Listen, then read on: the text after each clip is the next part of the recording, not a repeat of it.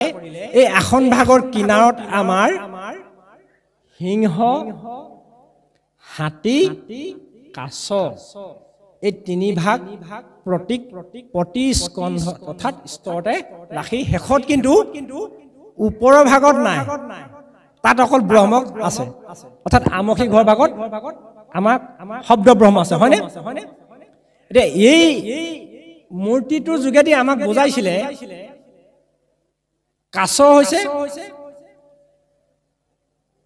অমৃতৰ এটা প্ৰতীক কাছই বালিত কণী পাৰে দহটমনি লয় দেই কাছই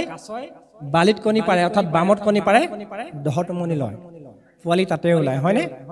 এবাৰ দৃষ্টি দিয়া এনেকে অমৃত দৃষ্টি আৰু পোৱালি আহে কলৈ গতি কৰে আকৌ দহলে গতি কৰে সেই কাছই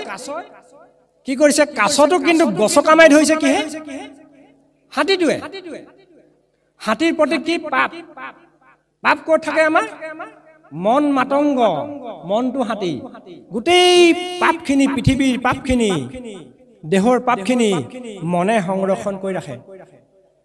ভগৱন্তৰ গৃহলৈ আহোঁতে এই পাপখিনি পলাব নোৱাৰাকে কাছৰ কুৰ্মৰূপী ভগৱন্তই দাঙি ধৰিছে কেলে তাক নামৰূপী ভগৱন্তই নাশ কৰিব সেইকাৰণে হাতীটোৰ ওপৰত সিংহ চাৰিটা দেই সিংহ চাৰিটা এই চাৰিটা সিংহ যি তাৎপৰ্য জানে তেওঁ নাম সিংহ প্ৰবাস কৰিব জানে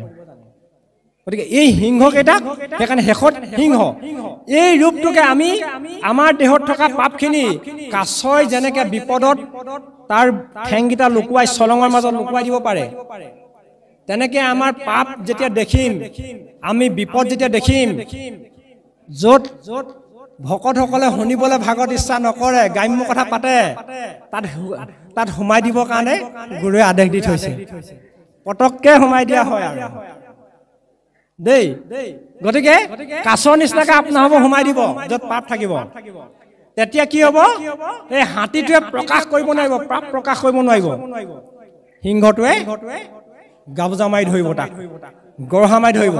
মানে সিংহ চাৰিটাৰ ভিতৰত দুটা সিংহ কৈ থৈ যাওঁ এটা সিংহ হৈছে কি বনৰ সিংহ হয়নে